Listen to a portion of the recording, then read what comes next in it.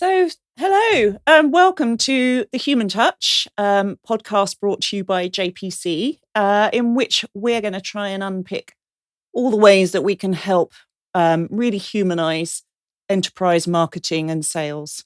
And I'm really delighted to have with me today Lisa Daniels. Lisa is a marketing specialist with years and years of tech and telco marketing experience under her belt. And I've had the pleasure of working with you, I think, for quite a few years as well, Lisa, in roles including BT and Vodafone. Do you want to just give a sort of brief intro on yourself? Just any other insights to share there? Yeah, absolutely. Firstly, thank you so much for having me. It's great to be here. This is a topic very close to my heart. Sort of got quite a long B2C and B2B marketing background. And I know you and I talk at length about this subject, don't we? And I really do think that there's a bit of a moment in time happening sort of post-pandemic, and as we re-enter whatever this normalcy is these days, to reevaluate what's most effective and actually how to connect with these B2B decision makers in a really human way. So excited. Okay, yeah. So I think this is something I'm particularly passionate about as well, Lisa. We've got that in common. I'd love to just unpack some of the things we've talked about before, where you think it might be going wrong. Why are we seeing sort of less of a human connection in our marketing today? So the challenge, I think, is multifaceted. I think with digital marketing and the use of data and AI and things like that coming a really, really long way. I think what's happening now is that we're so focused as an industry on getting more efficient, more effective, and really measuring the benefits that come from being able to see far more than you ever could with more traditional media. But I think you're then forgetting about the human being that is at the end and consuming that content and that media. So I think that data and AI and digital marketing is a great opportunity, but brings challenges too, which can drive disconnect. I also think that in the current world, where we have, we moved mountains as a industry during the pandemic, moving all of those, field-based activities that happened, events and things like that, all to online.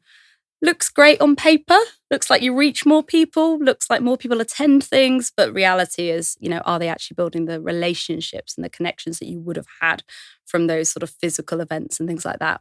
And I think that adjustment to whatever the kind of optimum solution is, which I think is a hybrid, is the thing that we need to crack.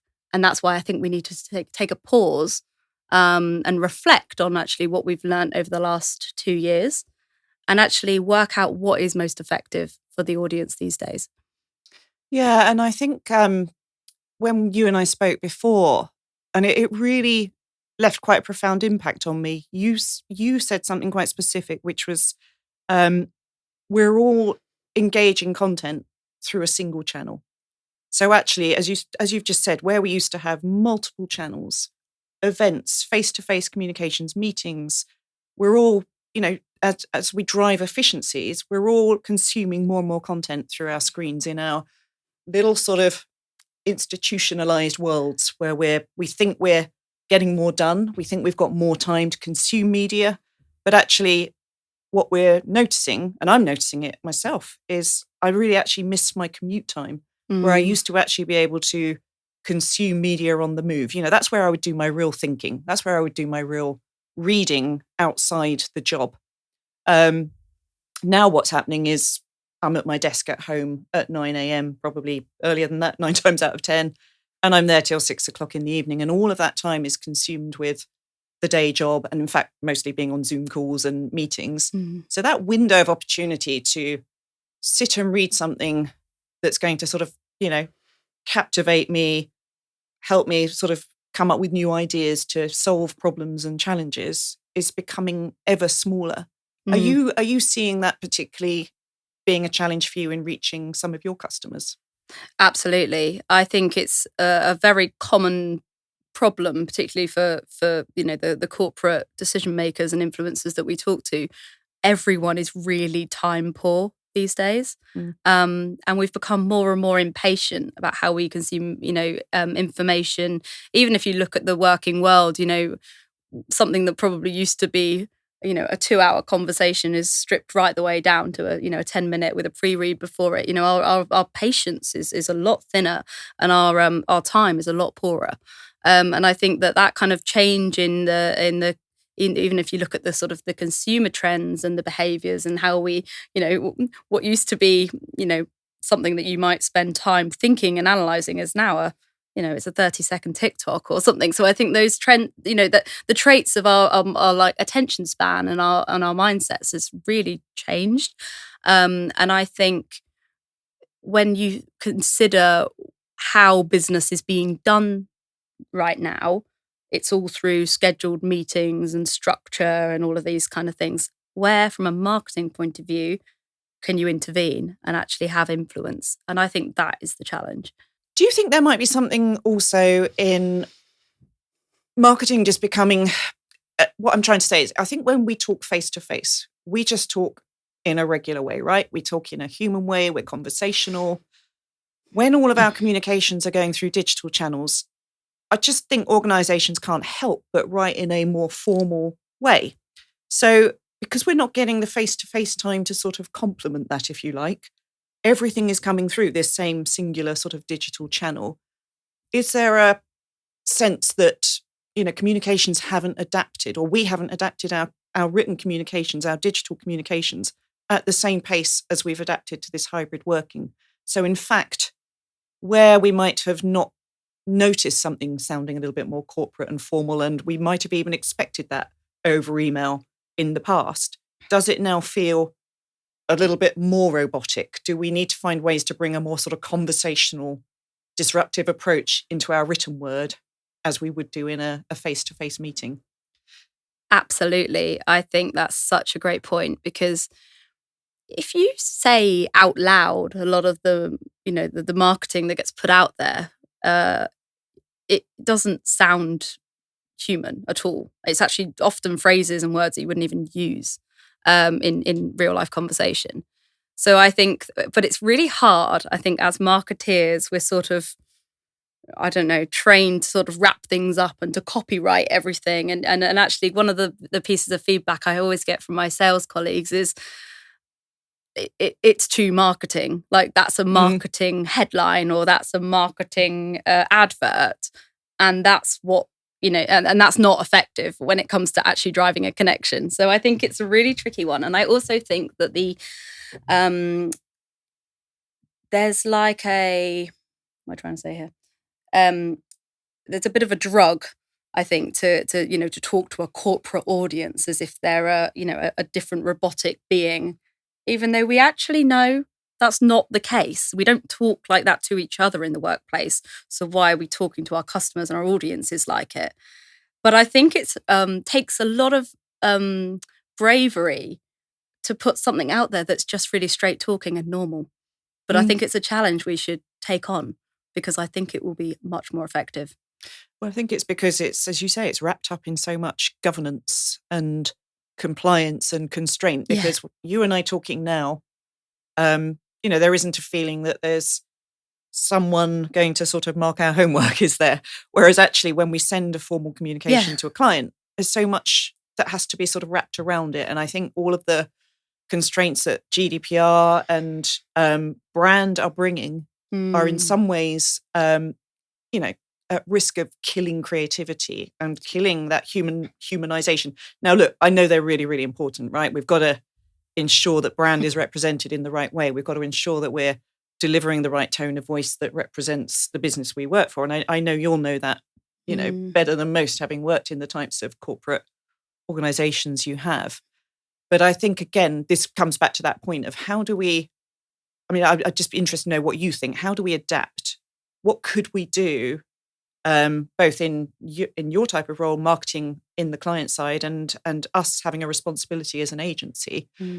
What can we do together to try and find that middle ground, to adapt our sort of ways of communicating in digital communications? And where do you think the data and GDPR and brand compliance are going to be a real barrier to making that possible? Yeah, I think it's really interesting, isn't it? If you look at who you most respect in large organizations, often, the leaders that you want to follow, or the role models that you have, they're always the people that say things really simply, Mm. which is a real skill in itself. And I think there's a lot of people not saying things simply within these large organizations in the first place. So then when the marketing team try and then create something that's straight talking, simple, very, very clear message, it's actually really hard to do. So I think finding those individuals who can articulate often what's quite a complex product or a complex buying decision, sort of process, and hear it from them, I think actually is a great place to start. You almost need to remove all the noise and the jargon from your own internal organization in the Mm. first place, because that's what reaches the paper at the end of it. I also think things like messaging guides, and the process that you go through often to create the communications in the first place, they can be a bit misleading. They can send you off course right from the get-go. And I think actually having messaging guidelines, they're very useful, but actually they need to be written not for marketing content. They need to be written in human, Mm. personal, how you would say it. If you read it out loud, does it feel uncomfortable? So I think there's a real test, isn't there, about kind of not being afraid not dumb it down at all, but put it in simple terms that anyone could understand. And I think, if someone can crack that, I really think that it would be revolutionary, actually. So maybe there's just a lot of processes that we like to follow because that's what we know and that's what we're comfortable with. And obviously things like brand guidelines, tone of voice guidelines, sometimes they don't help, because they can tie you up in knots and actually limit you before you've even started. Mm. And actually, when one thing I really liked when we did the most recent BT rebrand, was they had a tone of voice revamp, and actually their tone of voice was very clear, actually, and simple, and it said, "Talk to write like you speak." That was it. Write like you speak, and I really liked it. It was hard to do. I wouldn't say that it was always that effective, but I think as a mantra, I just think actually it was really, you're like, okay, right. So if I'm talking to a public sector audience or a large corporate audience, I'll talk to them how I would speak to them if I was in real life. If I'm speaking to you know a a consumer or a homeowner at the end of it, I would talk Mm. to them like I would talk to my mum or my Yeah. nan. And actually, it wasn't about being rigid and you didn't have the same tone because everyone adapts their styles for different audiences in real life, right? So it was that nature. And I really liked that as a sentiment. I think that's a really powerful point you make there, Lisa. And um, I've certainly seen that you can see the change coming. You can see the change coming in marketing teams and in brand teams. I don't think anyone is sat there at the moment ignoring this point and fighting this battle of how do I humanize my communications. And that sort of write as you speak mantra is a really, really nice way to get around that. I have a theory that it gets harder as it gets into sort of the sales trenches, because I think they are struggling with the, selling complex product. It's very feature led. It's all about the product. So translating that into outcomes, and actually bringing that, right like we speak ethos into the sales communities, I think could have power to really drive change. So on that note, what do you think, though, the cost is to business today if we can't get these things sort of aligned and if we are still sort of stuck in that very sort of robotic communication? What sort of impact do you think it's having on business, the customer, internal communities? I think the real cost is that you create a lot of noise and not a lot of impact. But basically, so your level of investment, not just budget, but also resources, is quite ineffective in places. I think, it's fair to say. I think every marketing team out there is under even more scrutiny than ever to prove return on investment. Um, and in a B2B world, that's not always the easiest thing to measure and prove. I think, again, coming back to my point about digital communications and the fact that you can measure things, there's more expectation that you can measure it. Mm. But, I think I read a stat somewhere that said 48% of B2B marketing is seen as boring by the end audience, and I think that's probably being generous. So I think that a lot of time and effort and blood, sweat and tears is being put into all this content. It's just not being consumed. which means it's not driving any impact or reward. And that's, a very sweeping statement, I know. But I think if we were all honest with ourselves, many would agree with that. It's quite worrying. And I love that stat you just gave there. And I've got one for you that's quite similar, actually, that I just, it really drives our own philosophy and the way that we work. So 73% of B2B buyers want to be treated like consumers, but only 49% of businesses deliver. And again, I suspect this stat's a couple of years old, and I suspect that probably has dropped because I think the disconnect you're talking about, that chasm is just getting wider. So look, we've talked about what's going wrong. We can see that this, as I say, this sort of digital, we think we're really incredibly well connected digitally, but actually we're losing some of that sort of physical connection that would enhance digital in a normal world. And actually, as you've said, I think you touched on it, there is that expectation because we've got things like AI, we've got VR, we've got the metaverse. We all think we can create these incredibly rich experiences that compensate for the sort of human interaction.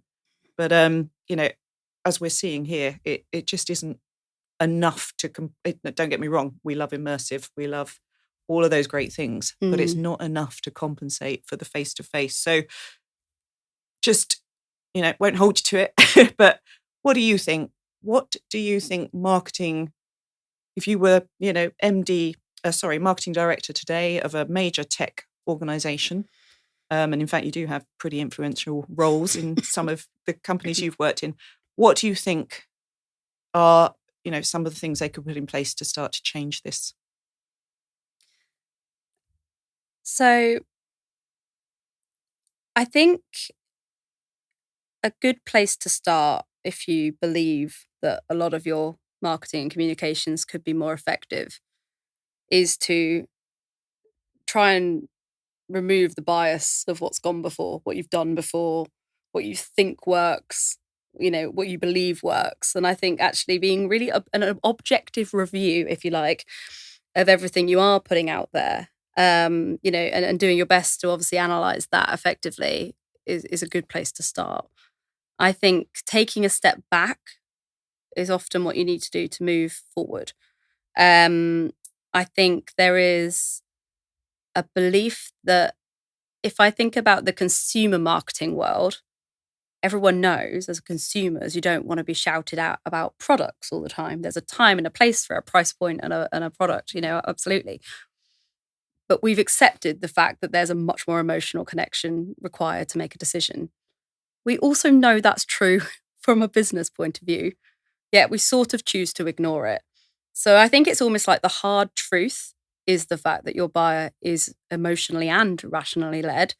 Therefore, you need to make sure that you are creating communications that have at least an element of an emotional tie. So I think it's a really kind of almost cold, hard look in the mirror at what you are doing. And if in doubt, ask the customers. Because I think often you just forget about the most simple ways to get feedback is just to say, what do you think of this white paper? What do you think of this, social asset that we've put out there? And you'll get the feedback. And I think, that's back to basics, back to marketing 101, the things that we were taught 30 years ago and all of that. And it's kind of, they haven't gone away. But our world is different now. It is. And actually, I think it's even more than that. You're right. We've got so much we can learn and take from consumer marketing in the B2B world. But when you were talking about, how do we make decisions as consumers? How do we choose the things we want to buy? We do it around, the brand that we believe the most, the one that makes us feel good, the one that we feel secure and we have trust when we buy from them. And actually, when you think about a B2B purchase, I would hate to be the CTO with his neck on the line for a major infrastructure purchase for my enterprise organization. The emotional investment in that and getting that decision right is actually a lot more compelling than, me going out and buying my latest pair of shoes. So I think you're absolutely right. And I think really putting that consumer lens into B2B, but more than that, thinking about that business to person marketing, and what are the things that are going to make them feel safe, comfortable, emotionally connected in their buying decision is absolutely key. Yeah. And I think how people feel about not just the brand as as a total organization, but the individual or the sets of people that they are working day to day with on these decisions. How they feel about the people and plus how they feel about the brand is ultimately going to be your make or break as to whether you do business with them, right? If you don't feel like it's something and someone you can trust, then you're not going to succeed. And and trust is born out of you know being able to communicate with people at a human level. Mm. So and I think that sometimes in our I guess our slightly outdated fixation on how we operate in the business and how we talk to each other and all of this kind of stuff, that's what's getting in the way, and that's what's reaching those audiences. Look, thank you, Lisa. I think there's some brilliant points we've just begun to sort of scratch the tip of the surface with today. But if I was going to sum up some of the things I've taken out from our discussion, I think, what's driving this sort of lack of humanization. We're time poor. We're all living our lives through this single channel screen. And I think the point you made, we need to ask, you know, where from a marketing perspective can we actually intervene? Where can we make a difference? I think the question just needs to be asked more. I think we agreed the people we admire are the people that can just tell it like it is, clear, simple, human. And actually talking in a human way is a challenge we do need to take on because it's not going away by itself.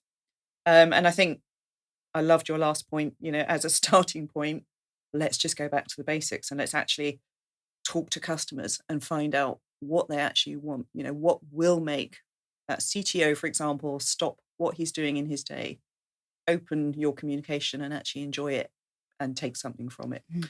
So thank you. Look, I think we're going to wrap up there, but I think we'll look forward to our next session where we're going to start to unpack some of these points and just see what we think could work, what could some of the solutions look like. So thank you. Absolutely. Thank you for having me.